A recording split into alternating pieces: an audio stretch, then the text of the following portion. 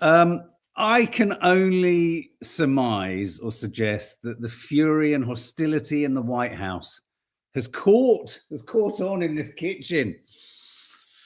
Christ. So Dina's quite hot under the collar this morning. I think maybe. Are you upset about Zelensky? I think I've got to go next door. Oh, she's off. She's off. Morning, if you're listening. Because you can't find it. Okay.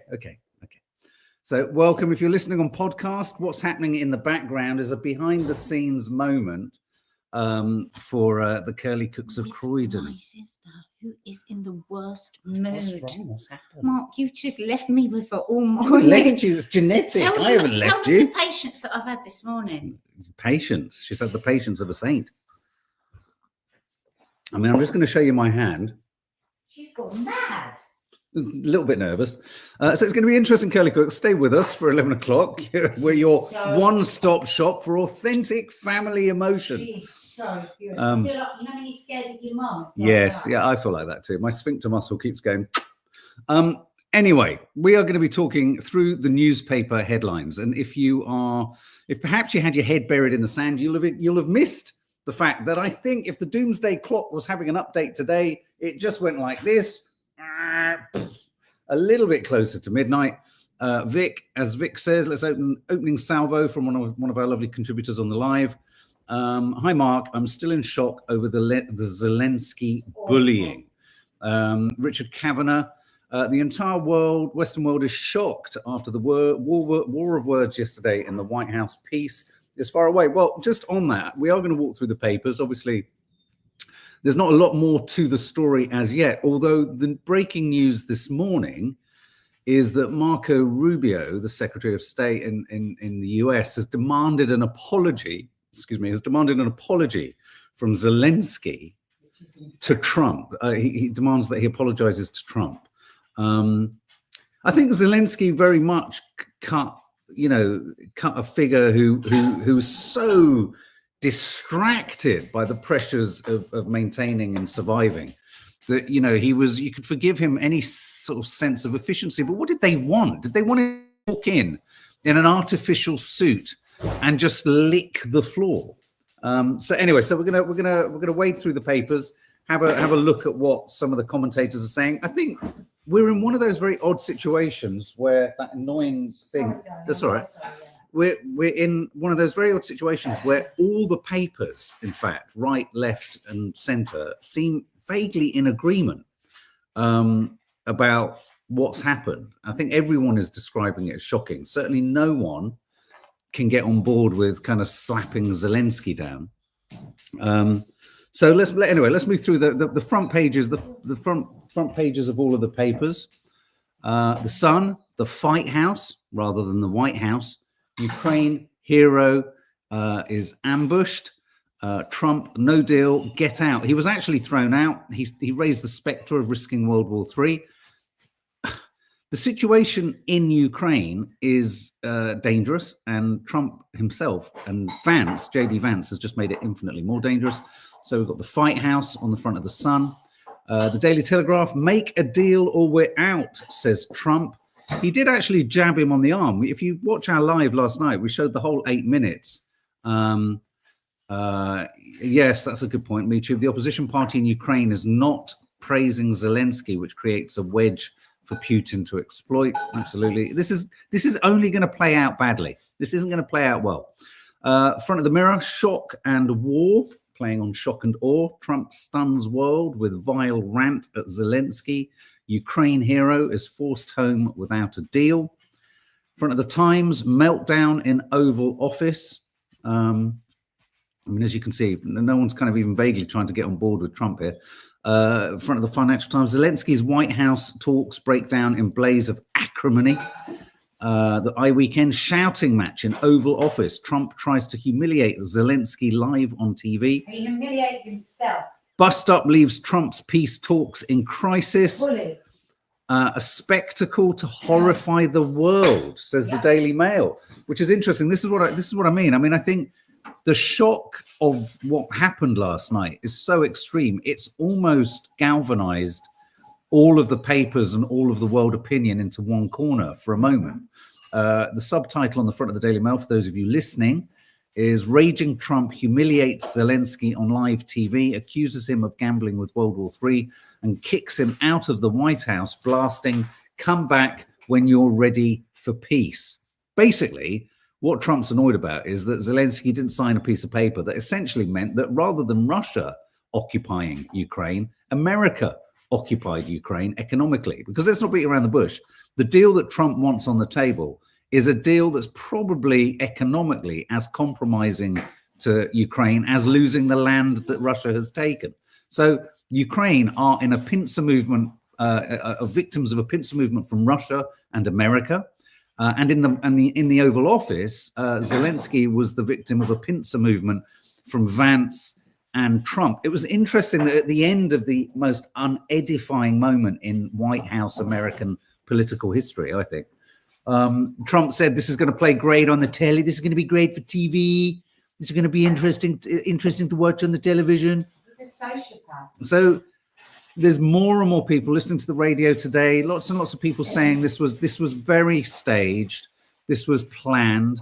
This was strategic. This will have been some kind of statement that he'll have made to Putin, like, "Don't you worry, we'll make an example of him. We'll destroy him. We'll do something to him." And TASS, even the Russian TV station, got in. Although the White House are now trying to make out like they managed. How did Russian TV manage to get into the Oval Office? But try and pull the other one. Oh, God. Russian TV, Russian official TV, by accident in the Oval Office. And there are a few constants in global politics or in the world. But I think one constant is that you can always rely on the Daily Start and it'd be nowhere near the story of the day. They've got a headline entitled "Starmy Loves Nice Beavers." This is a piece about Keir Starmer and his work to reintroduce the beaver. So anyway, moving into the pages, this was a public punishment beating. They must have run out of champagne in the Kremlin, says the Daily Mail. And I think what is interesting here is that, everyone who's been supportive of Ukraine, obviously there are question marks to be asked about the continued and the amount and the aspect of the support of Ukraine.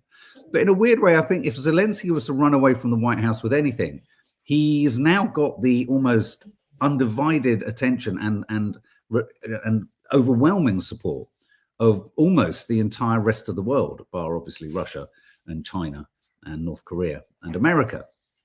It's odd, isn't it?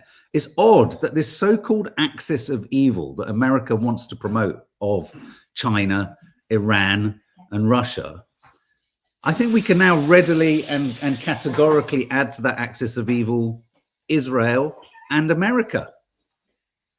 No? I think America is becoming part of the axis of evil. And there's lots of people on the radio this morning talking about we need to sort of boycott America, boycott travel to America, boycott American goods. I mean, my heart breaks for all those Americans for whom Trump in no way, shape or form speaks for you.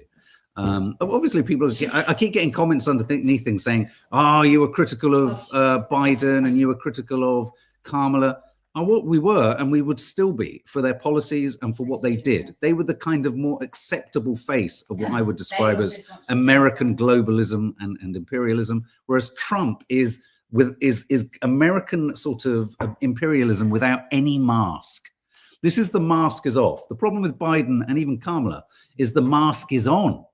I like to see the expression on my enemy's face, rather than those enemies that we have them here at the moment. All sorts of kind of pressure groups, and they like to stay hidden and shrouded in mystery and all that kind of stuff. But no, show your face. Let me see. And that, whilst it's totally reprehensible, it's awful. It's something that we need to scream about with Trump. At least we can see it.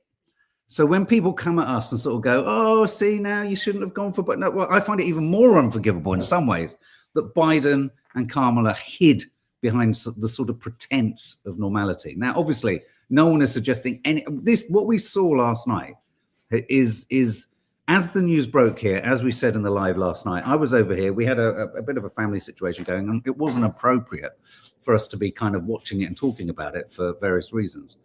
But I was literally shrieking with shock.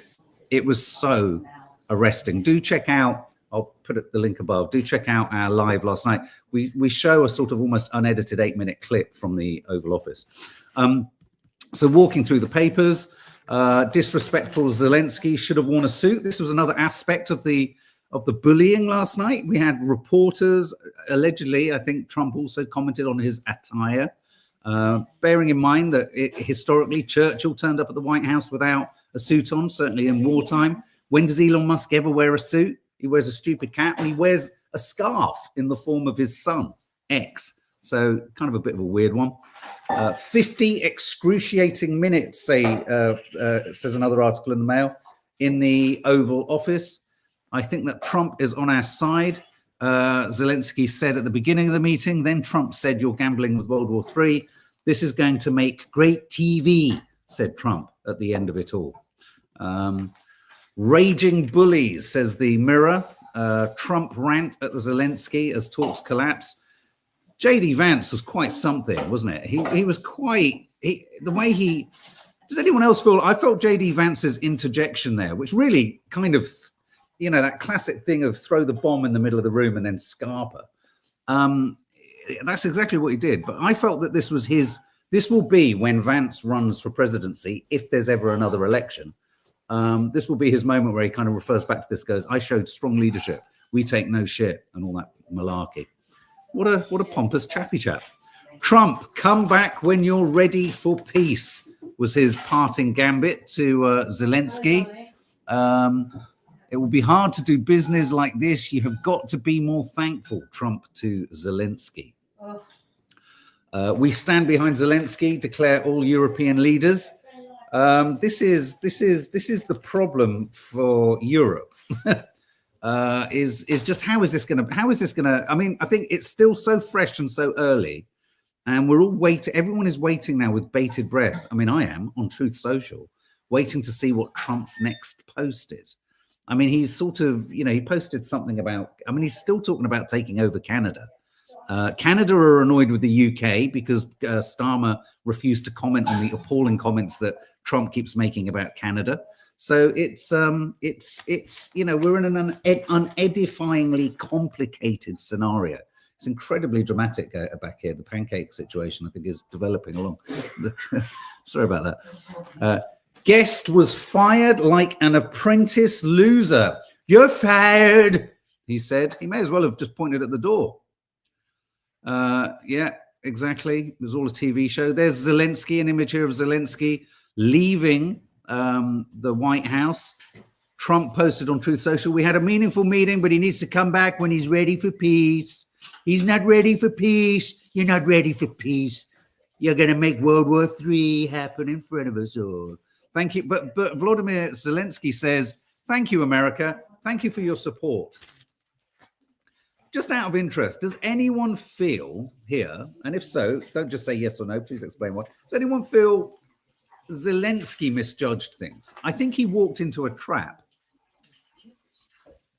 And it's always very easy after the event for commentators, which I think is what some of the Ukrainian opposition are saying. And I heard certain people on the radio saying this morning, saying he shouldn't have taken the bait. But if I'm brutally honest, I don't think Zelensky did take any bait. I think he was perplexed as when he even referred to the loudness. I don't think he was necessarily saying about volume necessarily. I feel, yes, he was set up. Yes, Zelensky did make the mistake of not listening to advice. Me too. Interesting. It was a pincer movement. I think he needed to, when they said the gratitude thing, it had got too terse before JD Vance said, have you, I mean, basically this was like an argument with toddlers. He said, have you ever said thank you? And it's like he has said thank you many times in the past. The problem with this, and I have to say, even Nadia's man crush at the moment, Scaramucci from the Rest is Politics US, you have to try and see this also through the eyes of people who feel enough is enough when it comes to Ukraine. Most countries are struggling. Most economies are struggling. Within those economies, obviously, the haves, the rich, the billionaires get richer, but those who don't have anything are always looking for that manipulated reason for why they haven't got anything, which they always look to the government, and the government always says migration, or they always say it's the war. And so Ukraine has become a very neat scapegoat for most people's issues. But I think there is also within that a serious conversation about how the world could maybe share the burden more, spread out the cost more, or, as many people are saying, use some of the fucking money that the West has isolated from Russian oligarchs and the Russian economy. The sanctions mean that we have a huge pot of cash, which could be used to help Zelensky. But of course, Trump won't be allowing that because he wants to have a negotiated sort of peace with Russia, not with Ukraine. Mark Nads can't have a man crush unless she's a man. Have you seen her testes? Okay, moving on. Putin's allies believe victory just got closer. No shit, Sherlock. And I think they've just succeeded in taking a major city today. Here's an image of them arguing. There's some more quotes here. Trump said, "I've empowered you to be a tough guy, and I don't think you'd be a tough guy without the United States, but your people are very brave." Basically, anything you've done and achieved is because of me. Classic narcissistic trick. Classic narcissistic trick. Presidents. I mean, there was a very curious moment where he went to great lengths. Trump said, Obama gave you sheets. In fact, the press said Obama sheets, Trump javelin missiles. You got sheets. I gave you javelins. He was comparing and contrasting. He also said, you're either going to make a deal or we're out. And if we're out, you'll fight it out, but you don't have the cards. A lot of pack of cards analogies. And at the bottom there, you can see Vance said, have you said thank you once? The sheets, the suit. Obviously, this has huge implications for the UK. What should the UK do? What should Starmer do? Starmer's had a phone call last night with Trump, I believe, or with the White House, and with Zelensky. And Starmer, trying to continue his winning streak, because he did very well this week, said, we're going to make this happen. We're going to work with both sides. We need a feasible peace. That the language of diplomacy. But the Telegraph is reporting PM's love-in and 5 months of work now seem a distant dream. I mean, there must be, as Starmer's team got annihilated drunk on the flight back, going, yay, we got out of that all right. Literally, as they landed, they'll have seen images of Zelensky being turfed out of the White House. They'd have been like, what the fuck's happened? But you can't help but feel whether that was all a ruse and a plan. Be nice to Macron. Be nice to Starmer, because we're gonna garrote Zelensky. Oval Office row raises doubts over UK hopes for US military support. I think one thing we do know for a fact is Europe is on its own. Europe is on its own when it comes to Ukraine. We either have to pull it out of the hat. Who thinks Putin's going to invade the Eastern Bloc countries off the back of all this? Who thinks that's going to happen? Who thinks Who thinks he's going to get all of Ukraine? Me too. Putin doesn't have anything on Trump. This is about strong. Yeah, I totally agree. I don't think lots of people going, what has he got on him? I don't think he's got anything. I totally agree with you, Michu. This is about strong men types supporting each other. Absolutely. America first doesn't mean isolationism. It means America over everyone else. And America knows that Russia's economy is compromised. So if there's ever a moment for them to get Russia to almost, I can't believe I'm saying this, into the GIMP role of the global stage, now is their moment. And that's what Trump's trying to do. Trump's trying to force every other leader in the world into a latex plastic suit. That's what he's trying to do, and turn them all into his gimps. And the only option I really see here now for Europe is for, I hate to say it, I think Britain has a really invidious choice. Either we push closer to Europe, because I think and I'm using this as a kind of purposeful term, the schizophrenic task of marrying Trump's needs with what Britain needs from Europe. I don't think the two are reconcilable. I don't think they can be held together for much longer than Starmer managed to do. I mean, what about the sorry, I'll try to get rid of that. What about the letter to the king from the king? We want that back. Do we demand the letter back? Yeah. Does the King Charles really? I mean, I felt a bit sorry for King Charles because really King Charles was used. If, in fact, you could argue that Starmer only did well because of the king. Oh, you wait. I've got some predictions from Nostradamus in a minute, and they're not pretty. You wait for 1 second. A lot of the papers are, oh, hang on, I've got another one. Unconditional support for war falters in Britain. Oh, this is the story that one can't pretend that the popularity or belief that we should be involved or as involved in the Ukrainian war as we are is still there. We've talked about it. We've talked about the idea that, you know, a peace is needed, not just for Ukraine, but a peace is needed for the economies of the West because they can't keep supporting this conflict. I feel like this is going to be another one of those stories where everybody gets everything mixed up. So, like, if you were angry with the treatment of Zelensky, that means you want the war to go on forever. We don't. No. We want a peace deal, no. But we don't want to watch, basically, playground bullying. It was just disgusting behaviour. But also the things they were accusing Zelensky of, you could more accurately accuse Netanyahu of. I mean, it's amazing how Netanyahu has not had a single torch or fire held to his feet once. I mean, we're looking at proper bully boys, nasty fuckers, the leaders of these countries. Nasty, nasty fuckers. And it encourages more of it all over the world. That's the trouble. Lucy Heaney says, Rory Stewart also says that King Charles is left in an awkward position. The invite wasn't even his idea. Look, King Charles has just got himself a new cavapoo. He's not interested. He doesn't want Trump coming in with his tiny hands. He just wants to hang out with his wifey, with his pooch, trying to get rid of Prince Andrew from the land, get him off our land. Anyway, so moving on. So a lot of the papers are also still talking about the Gene Hackman story. The Daily Mail is reporting about the frantic 911 call that the caretaker made when they discovered Hackman and his wife were dead. Again, it's going to take, basically the story here, it's going to take months.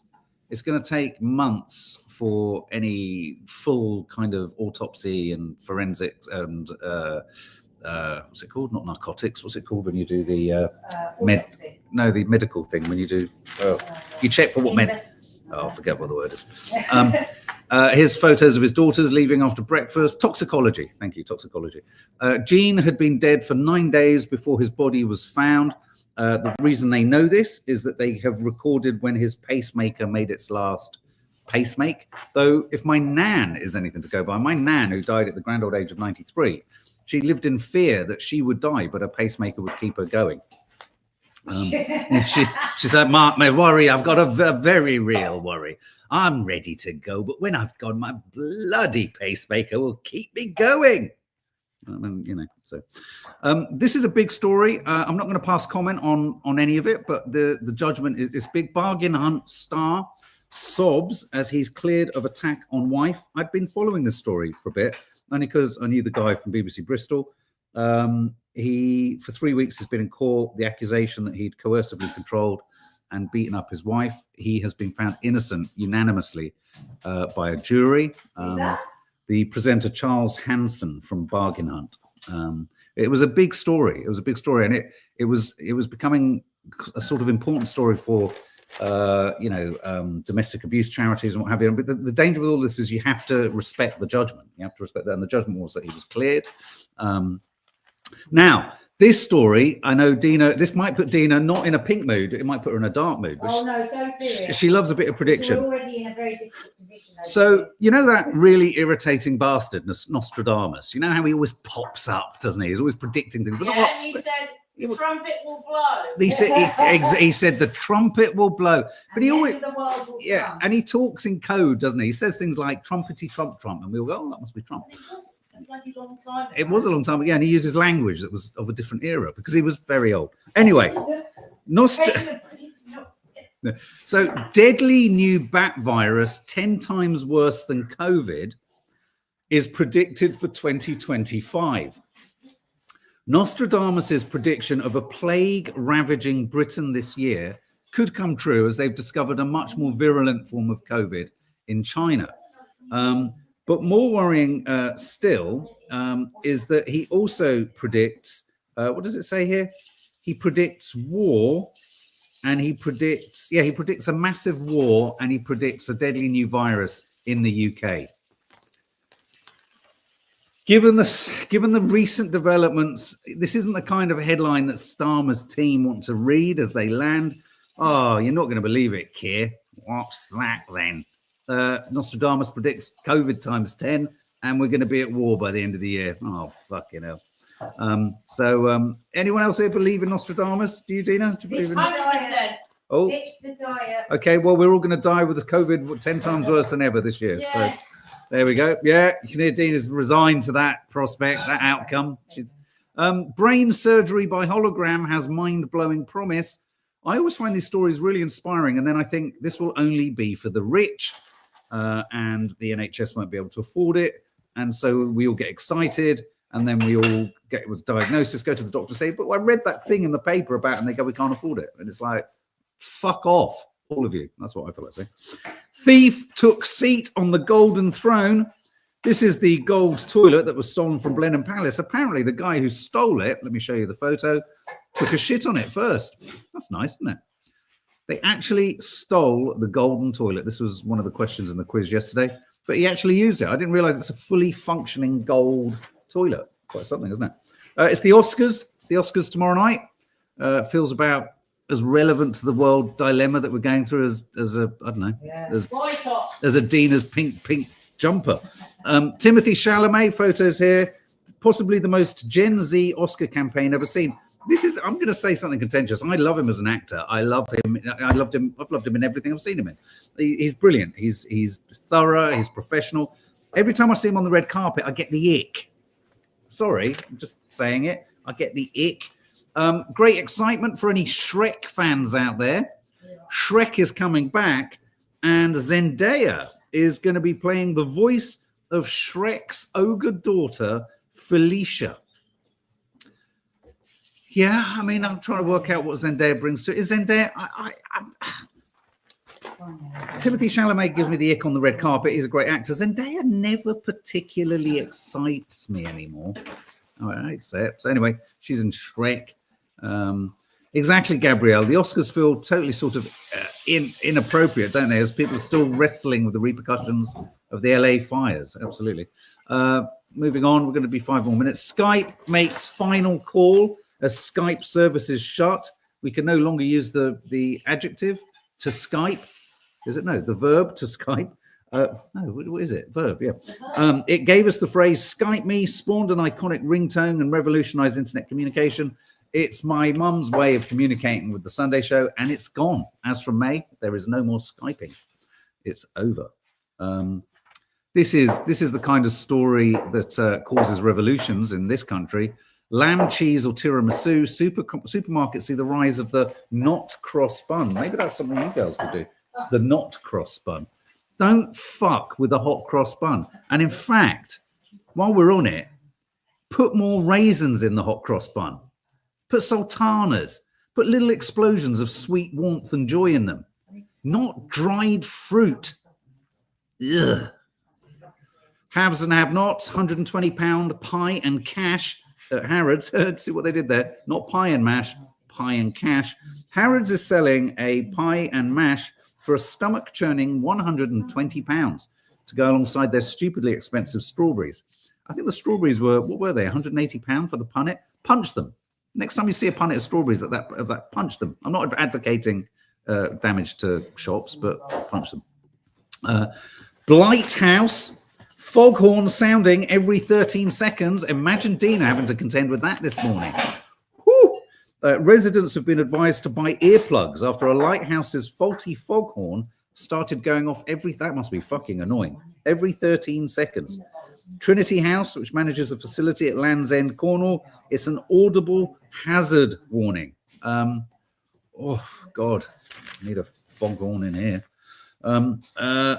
Beavers, anyone a fan of beavers? I love a beaver, me. I love a beaver about. Beaver release a milestone for UK nature recovery. Do you like beavers, Dina? You don't really like animals, do you? Well, I do. You don't like eating them? No, I don't like eating them. I don't like stroking them. Okay. Just get away from me today. Just pretend I'm not here. Okay, there you go. All right. So Starmer, I'll make beavers great again. Government U-turn on rodent releases. So Keir Starmer's given a green light for beavers to be released everywhere. Look at their teeth. See, for me, a beaver is a fat rat, really. That's just very clever at building things.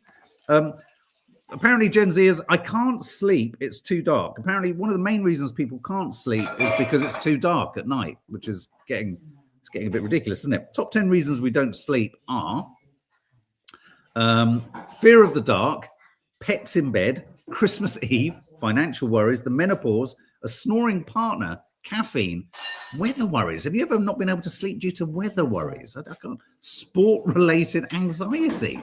Oh, I suppose, will I score a goal tomorrow? Fabulous picture here, and cartoon in the eye. Keir Starmer. Britannia rules the waves. Do you like that? The wave being Trump's hair. And Mardi Gras in New Orleans, Louisiana. A fabulous image of some giant ducks. I think what we should do is we should upgrade the Royal Navy with numerous giant inflatable ducks. And I think then what could happen is, as Russia decides to invade us, and let's face it, it'll take them 48 hours to overrun us. If we were all in these giant inflatable ducks, we might score a victory. They'd be so rattled and confused and think, my God, those British are mad, but they might laugh to death. I think our only way out of being destroyed, occupied, or overrun is comedy and dance. And I think that's our only options, really, guys. We need to laugh our way and dance our way out of World War III. That's all that's left. Okay, guys, in 8 minutes, God only knows what's... It's a delay, 11:15. You heard it here first. It's a delay. Bad weather. The umpires have come out. They've checked the lay of the land and they've said, no, we're going to have to start play a little bit later today. I'm feeling all sorts of energy vibes from that direction. So God only knows what you're going to be in store for, but it will be colourful because Dina's wearing a very colourful top, but it might not be pleasant. There's going to be a lot of tossing as well of the pancake variety. If you haven't, go and check out our home time vlog last night. It was a nice historic one from 2024. Some sweet moments with Nanny Di, lots of banter with her and me and the kids. There's a review of the new Stephen King film, Me Too. I'd be fascinated to see what you think of that, called The Monkey. Me and Maddie reviewed that. And of course, there's our live last night. Two Brits talk about Trump's America. And that also includes, if you want the 8 minutes of the absolutely excruciating experience in the Oval Office, then we include that and we talk about that. That went up last night.